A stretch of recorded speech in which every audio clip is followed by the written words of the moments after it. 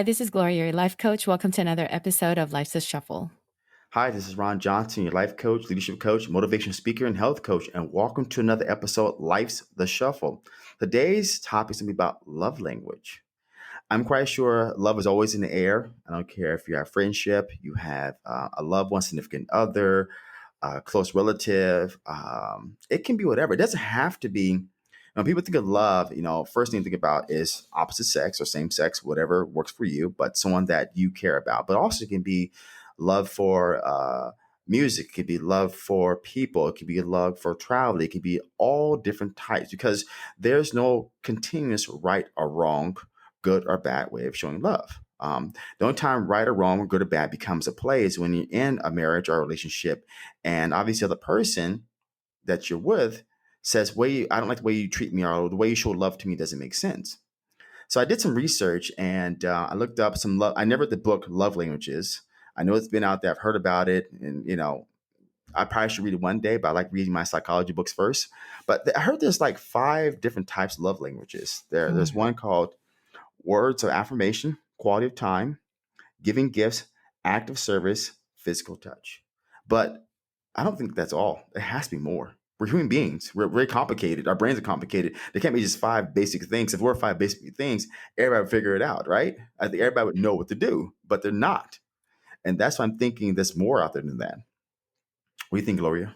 You know what? I agree with you. I did some research as well when we were talking about this, and everything that comes up, what I've seen is that five languages. That book was written by Dr. Gary Chapman.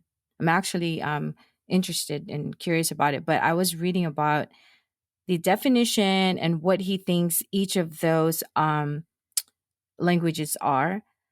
But I do believe you, and I agree with you actually, that I think there is more than five because there's really, I think we discussed this earlier, there's really no right or wrong of showing love Mm-hmm. because it's up to you how to show love. You don't necessarily how to show love because according to the five languages that you needed quality time and that's how you show it.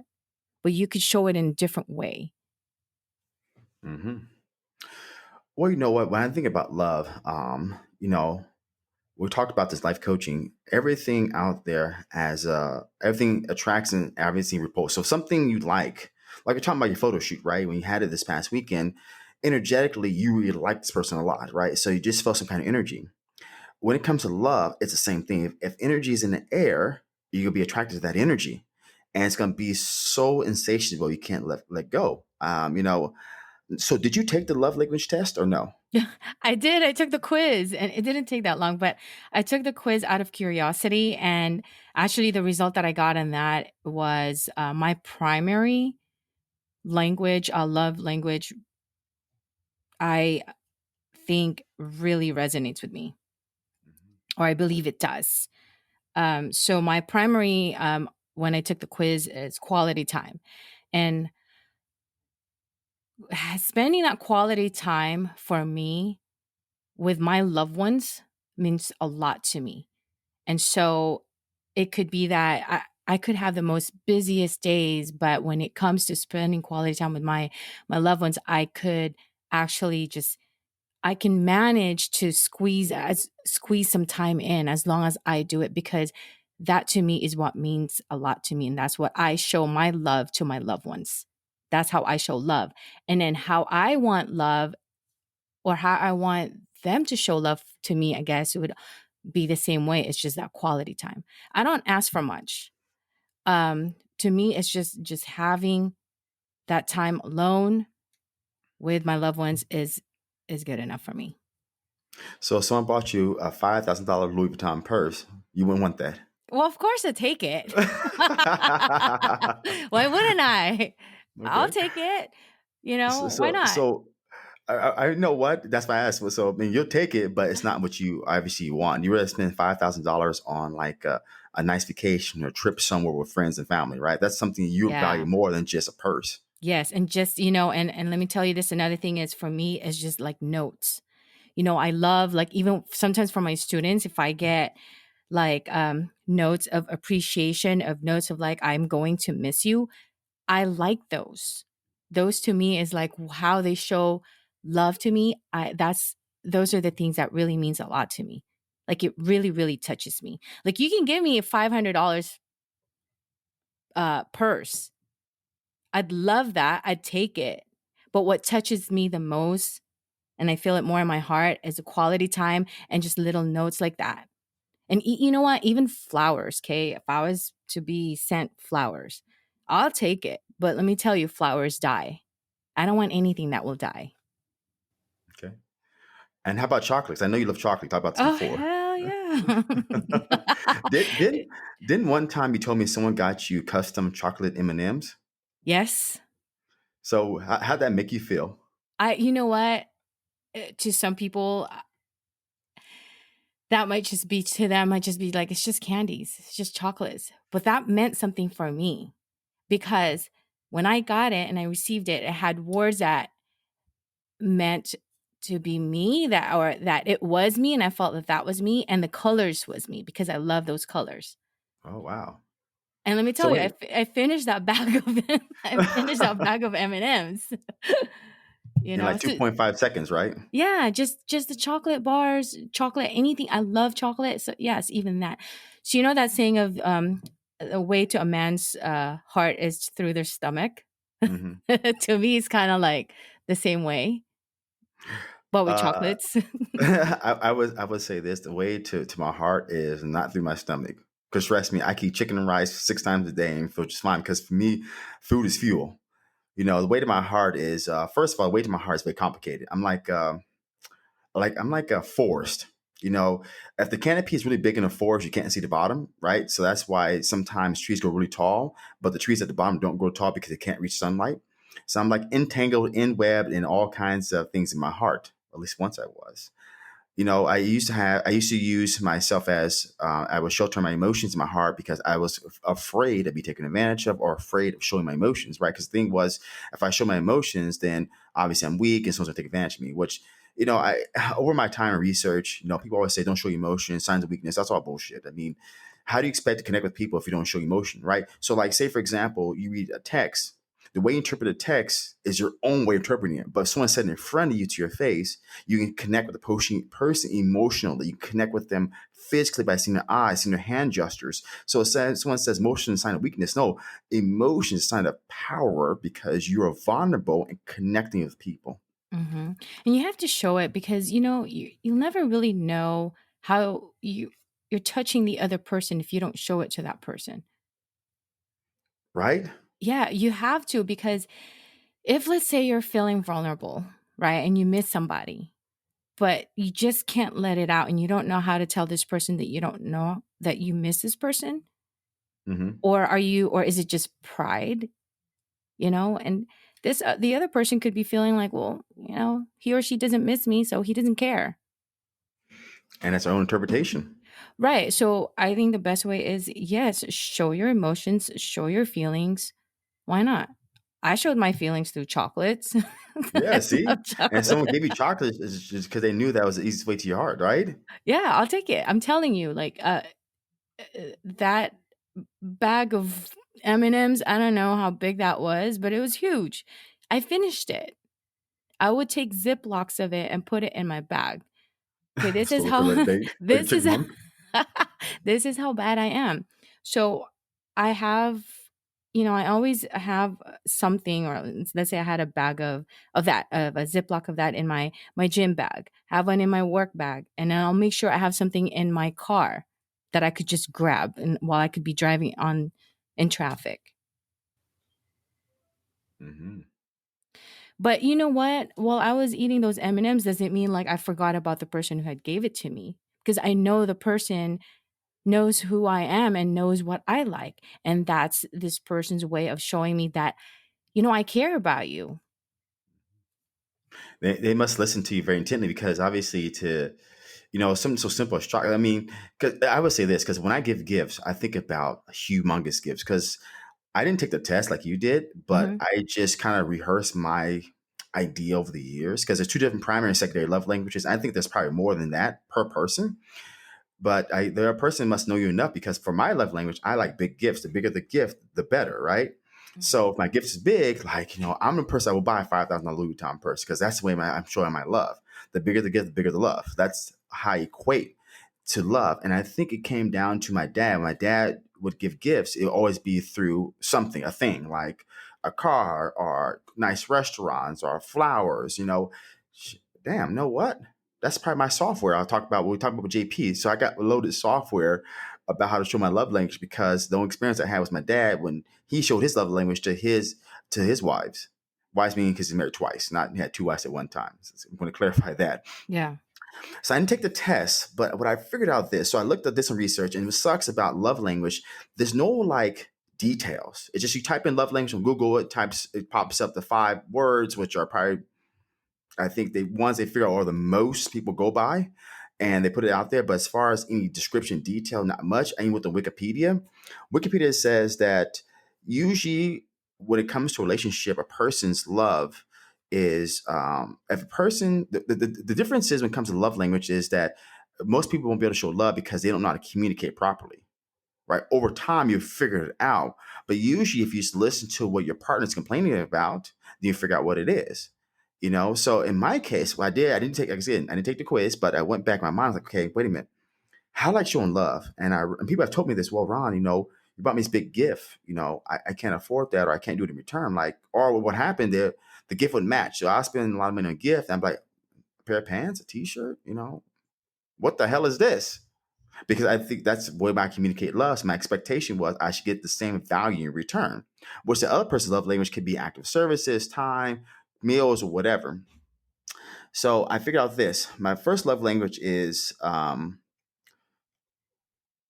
giving gifts. That's one right there. Second one is physical touch. I love that.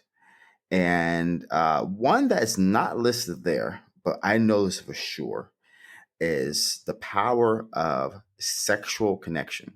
See, that's not listed there, and they need to put that there because I let me know tell what you you something. mean. It is important. I mean, if someone's in a relationship or whatever relationship they are, and let's say a partnership, they're having intimacy, and whatever intimacy is, that's how they connect with that person. But I know what over the years when I become intimate with somebody, I care about them like in my heart, right? The reality is man or woman, straight or gay, it doesn't matter. If you want to have sex and get off, you can get off with anybody. Okay, it don't matter. It can be. I call this, like a speed bump. I call it the bump in the road. So you'll find someone that's a speed bump. You hit it, you're like, damn, what was that? And keep going forward, right? Anybody Mhm. can screw or have sex with anybody. It doesn't matter. The difference is how powering the emotion are connected. I realized over the years, there's only been a handful of people, not even a handful, probably one, three max, that the connection sexually has been so insatiable, it almost controls me to a point where I can make the wrong decisions. I get fearful because if I lose this insatiable feeling with this person, that I start thinking to myself that I'm gonna lose this. I get worried, I get scared, I start saying things I shouldn't say, questioning myself, questioning them, because that's no love language for me. I mean, he lists 5 things here. What's the guy's name again? Dr. Gary Chapman. All right, he listed 5 things, but we're humans. There's no straight answer to anything. Like life coaching, we know there's no right or wrong, good or bad. There's no straight answer. So I don't think so. I think gifts, well, sorry, sexual connection, the desire that can be part of physical touch, trumps giving gifts. Someone has had to give me a gift to have me feel connected. If I'm sexually connected with them, man, it is powerful. It's insatiable. It's the desire. It's the want, it's the need. And on top of that, because it's want, to need, it creates a fear, and the fear then creates obviously frustration because it's like I'm fearful of losing this. I mean, that's what happened to my when I was well, technically married, but my ex wife is that she was a good person and she had a lot of things going on in her life, and she had a boyfriend, 4 kids, all that kind of good stuff. But when she gave me that great sex, that's all I had to hold on to, right? So the fear was if I lose that, I won't have that. But that's because I just didn't have the experience in how to show my emotions, to control my emotion, communicate them verbally. Now, at that time, being 21 versus 37, at 37, I can communicate my emotions. I can articulate what I'm feeling to the other person so they can have a clear understanding how I'm feeling. With my ex, she didn't have clear understanding how I was feeling. So I just didn't do it. But yeah, sexual connection is it to me. It's a love language. I mean, when you have two bodies making love, connecting, the touch, the feel. We look in their eyes, we feel their soft skin, we look at their smile, and I mean, it's just wow. That's all I gotta say for myself. Well, damn. um, I can go on and on. so that's your language. Yes. What do you look for? Good question. What do I look for? I look for, I think quality time is big for me at this point in my life. Gift giving is there because that's how I give love.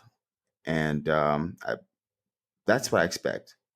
And you know what? I think I didn't look at this clearly, but another one, I could be all five, right? I mean, we could be all Hmm. five. You don't have to be one or the other.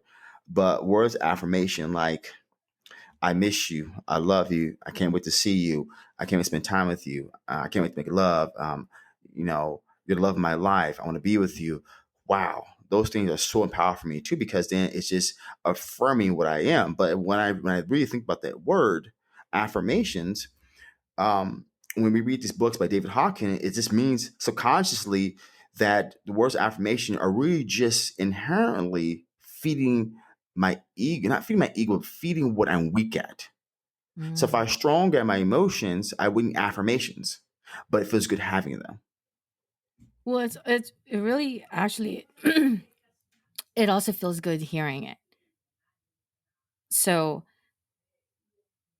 like for me, my languages, as I said, the quality time and physical touch, right?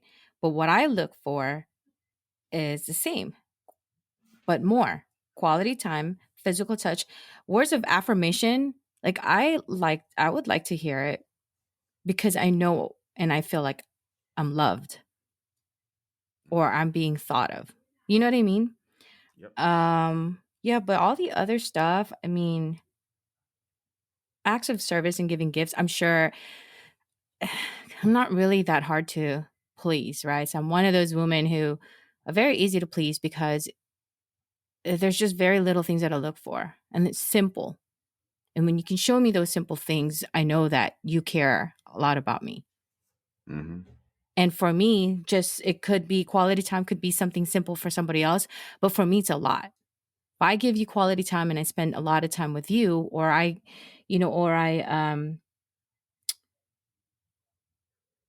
go out of my way and spend quality time with you, it could just be an hour or 2 hours. That's my way of showing you. But to some people, that may not be, you know, enough. But it's everybody has a different type of love language that maybe they have to learn to speak, or maybe they already are speaking and they don't know it. True. I'm gonna throw a twist on this. So, say for instance, you're dating somebody, right? And this person is not listening to you because the purpose. Sometimes communication is direct and not direct, right? One direct can be, we don't spend enough time together. That's direct. Indirect can be, man, I wish we make more time for each other. That's indirect. I wonder when people don't get their love language satisfied, do they seek it outer? Like what I mean by that is that if you're not getting words of affirmation, quality time, gift giving, Hmm. should you communicate that with your partner? Or if you communicate and not getting it, do you seek it somewhere else? Yeah. I can't speak for men, but for women, yes. Well, hold And on, and hold they on. No. can't and they can't say no, they don't, because I know that women do. Women likes that type or that kind of attention. And a lot of women seek those kind of attention because they want to feel wanted, loved. But so hold on, back it up again. You're saying that women, if they don't get what they want in a marriage or relationship, they would seek it outer. Is that what you're saying? It's yeah, it's very possible that they do. And you know what? Let me tell you, if you ask a lot of women that, they may say, "No, I don't do that." That's a lie. Yes, it is. My experience, that's a lie. Yes, it is. Because they want every woman I know wants and needs some kind of attention. Hmm. Doesn't mean like attention that they're walking up in the streets or out at the grocery stores and they get, whatever attention from other men. No, it's not that kind of attention. But the kind of attention that, um, just having that time with them, or I don't know, quality time, making them feel like they're wanted and loved and that they're needed, like that. So you're trying to say that if a woman is married or with somebody and she's not getting it, she will seek it outside. Most women will. So 9 out of 10 women try and say, "Oh, I don't seek it outside," but inherently they are if they don't get it from home. Right. So they're not necessarily out there looking for it and seeking for it. It's happening, but they don't know it and they don't, you know? Well, the reality is we know our energy. We know about energy levels. We read about it before. We know it from IPEC. But so they may not say it, but they're attracting it in different ways. Yeah. It's the way of someone making them feel special because they're not getting it. Now, being a woman, do you see that more in boyfriend, girlfriend, marriages? Where do you see that scenario? Long relationships. Hmm. So So, whether it's in a marriage or boyfriend and girlfriend, but it's in that long relationship. What happens is, I think this is what I've observed, um, is that when you have a man and a woman together, right, and they could be married or not, just as long as they're together for a long time, eventually, um, a lot. I've noticed that a lot of the women, they grow, right, and they just keep expanding, and their wings are spreading. They just want to keep growing. Sometimes men stay where they are and they're comfortable where they are. that's what I was going to say right there. A lot of men get married, get into a relationship, get fat, and become complacent. Not necessarily get fat. I mean, yeah, a lot of them still take care of themselves, but they get comfortable and they're happy where they are and they are content. Women, on the other hand, they still want more and they still want to grow. And as they're supposed to grow together, right? And what happens is that the woman, it just keeps growing and growing, but the man is just kind of staying behind because he's okay where he is and he's content with what he has. He's comfortable. Hmm. So hold on here. So this is what women go through. So men don't go through the same thing. I That's what I'm saying. I don't know. That's why I don't want to speak for men because I don't know. I'm speaking for women out there. Well, I'm speaking for the human race. Like I don't care if you're man, Okay. woman, black, white, gay, straight. I don't care what you are. If you're not getting what you want, you're going to try to find it somewhere else. Because Okay. it's like an empty hole trying to be filled. So you took the approach of women. Cool, kudos to you. I'm taking the approach of just a human being. So what I'm thinking about, like for men, I know for myself, like so I'm speaking of me, my value is when it comes to love language is that sexual connection. If I don't get it, see, people don't understand. See, again, we can have sex with anybody. When you have that connection, though, it's like a high. It's like it's like a crackhead. It's like a person that needs these drugs. Anytime they get a taste of it, they need it again. It's like an addiction. It's like an addiction. It's like a drug. Like you can't get rid of it.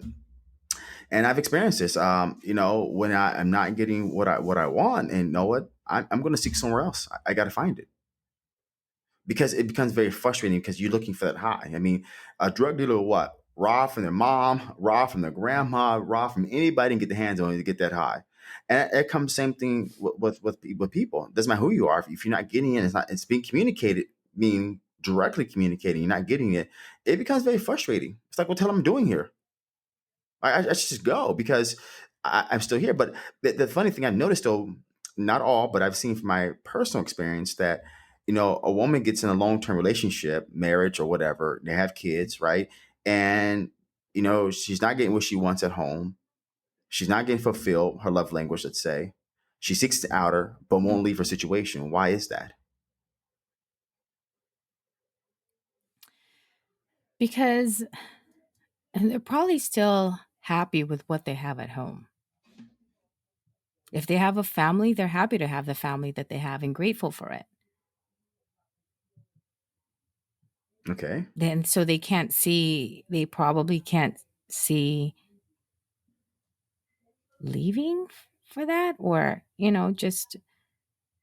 just to fulfill what they are seeking. Maybe So, it's not. I don't know. so the fear of leaving is, well, I guess you put it like this. You know what? A lot of women, when they have kids, they put the kids first. Men don't. Let's just face reality. Okay.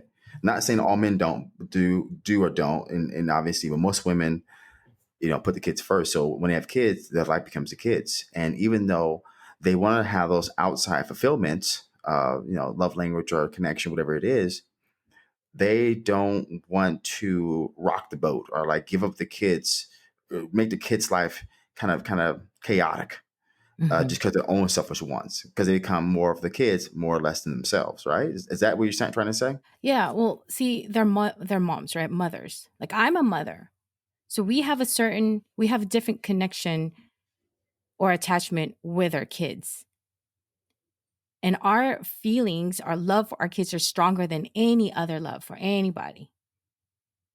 It tops anything and everybody else. Hmm. So nothing can compare to that, and nothing can top that. Interesting. Even the woman's own personal wants, feelings, and needs. Yes. Interesting. I So think what there's, hap- yeah. Go ahead. So what happens when the woman has subdued her feelings and her wants and needs for so many years, and the kids get old enough, or whatever happens? Will she eventually seeks it once her fulfillment of raising her kids is over with? Yeah. I'm pretty sure they will. And I would not doubt that. As the kids get older, the kids eventually will have their own lives. They'll all have their own, their own mind, and they'll learn how to love, and eventually they'll also understand those kind of feelings. I, I just wonder, like sometimes that's a big sacrifice. You know what? We're talking about the love languages, and I'm thinking, what kind of love language is that we show our kids? But it is, It's not yes, listed. it's not. But go ahead. You said that's a big sacrifice. Yes. That's a big sacrifice. I have kids, and my kids' mother and I were getting along. I wouldn't stay with her for the kids. Bottom line. And the reason why I wouldn't stay there for the kids, because it would have drove me mentally nuts to stay there just for the kids, right? I mean, I love my kids, but I wouldn't stay with the mother.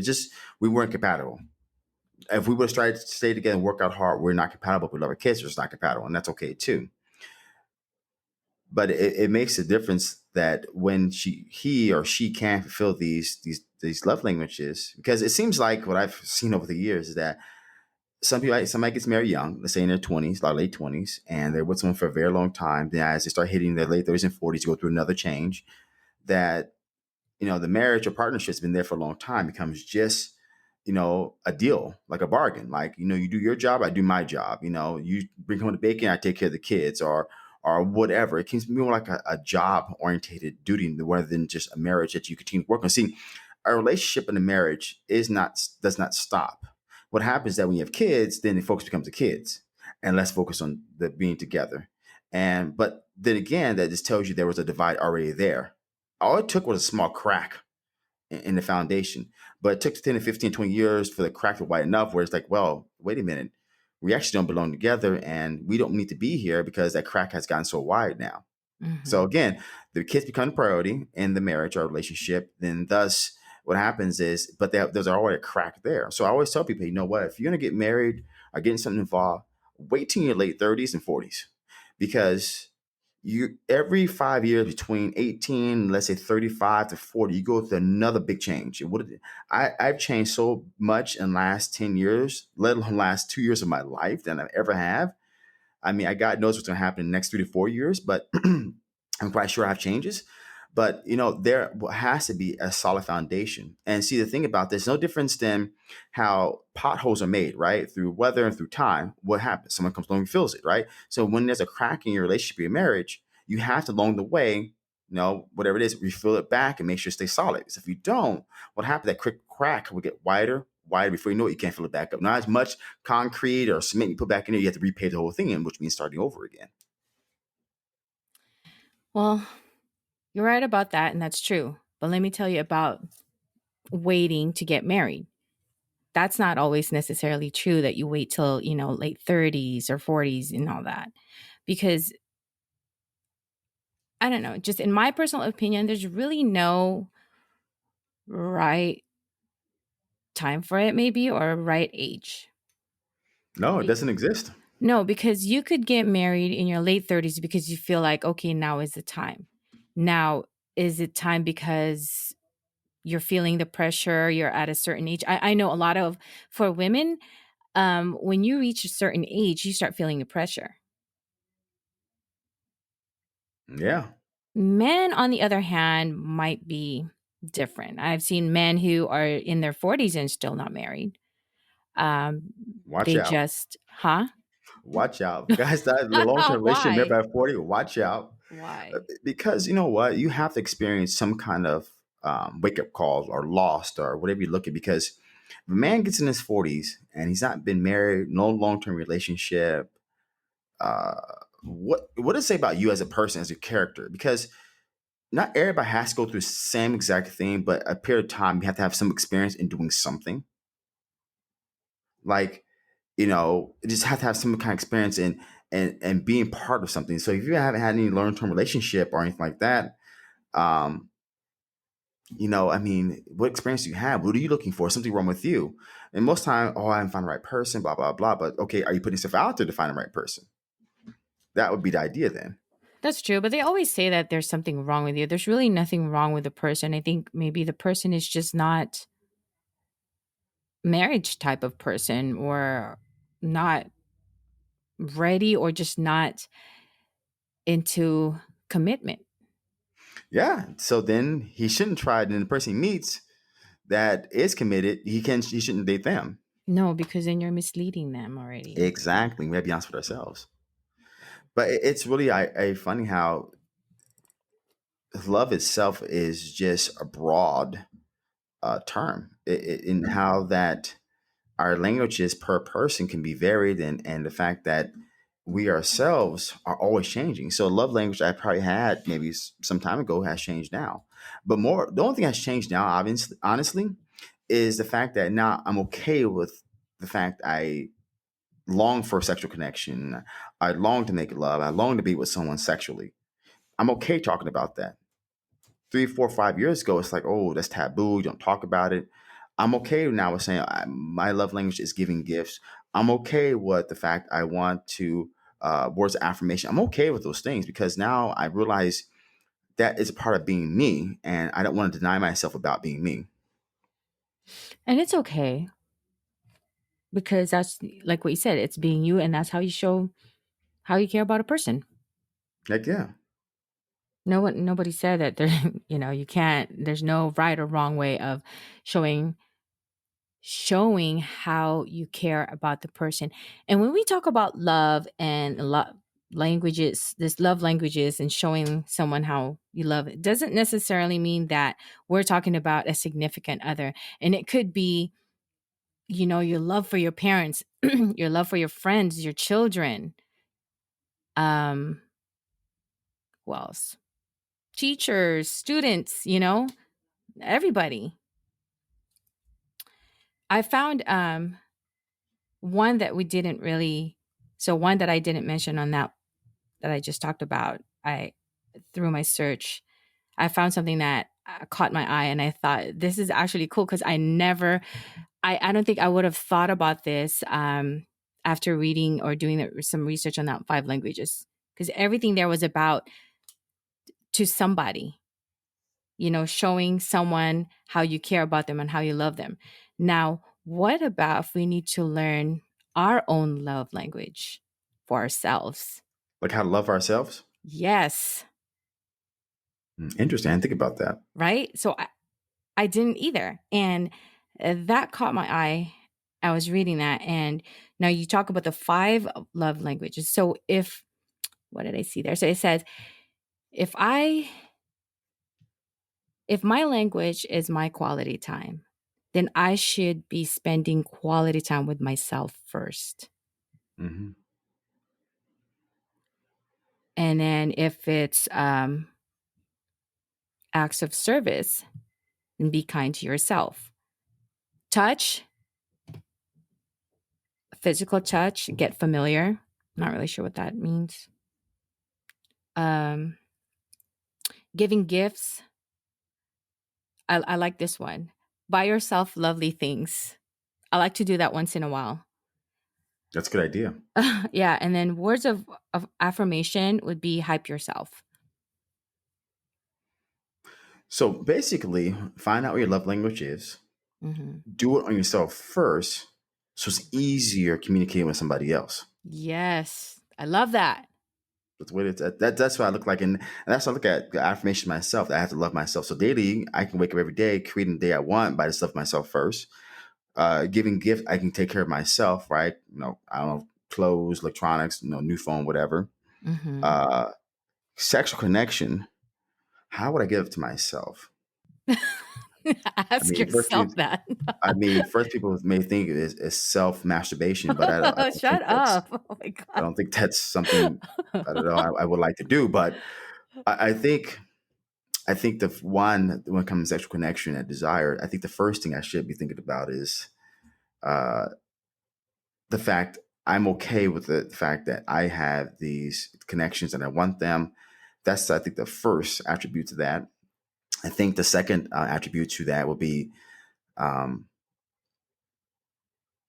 understanding that not to be afraid of expressing my sexual connection with somebody else. Because sometimes when you want to express your connection or what your desires are, what you want, in the bedroom, whatever, because this is for me, you're afraid of expressing because you're afraid they'll judge you. So one way to love myself is not the fear of being judged by somebody else and just express it. No, just express yourself and don't think about it. I think that's good. Yeah. Man, I hope you guys out there listening just learned a lot because we covered topics from 0 to 100. And I want everybody to realize is that I think the best thing to really get anything out of life, the very first foundation, best fundamental is to love yourself first. Because if you can't love yourself, how do you expect to love anybody else or act a certain way? The second step is to learn how to articulate that communicating because you can't just do something, expect someone like, I gave an example earlier. The husband does laundry. That's just because he has active service. And if he does active service, he does laundry. His wife doesn't appreciate it. He says, well, that's my active service. She's like, well, I expect you to do something else because she may think in her mind, you're just doing your job. That's He's part of just homely doing duties. it just to show her that I've done my job and I've done the Right. chores. Yeah. But that's part of his love language. So figure out what it is. Ask yourself those questions. Okay, what is my love language? And when I'm in a relationship with somebody or whatever, what do I complain about the most? That's what struck to me is that I realized over the years what I've complained about the most. That's my love language. So that's why I came with the sexual connection and desire because I noticed when I wasn't getting that fulfillment, it just wasn't feeling well. I didn't like it, and I didn't know how to express it to the person I was dating. But now I know how to express it in more articulate manner because I'm not afraid of being judged, and that's the biggest thing. Love yourself first. Hmm. Understand yourself first. Spend time alone. Walk on hikes. Get to know yourself. And I hope you guys learn that there is no right or wrong, good or bad. And a love language is just identifying your own personal awareness. And as always, guys, you can be anything you want in this world just by choice. And again, this is Ron Johnson, your life coach, mentor coach, motivational speaker, and health coach. And whatever your love language is, or whatever those love languages for you, just remember that each one is important and expresses love in its own way. Again, this is Gloria, life coach, and thank you for tuning in for another episode of Life's Shuffle.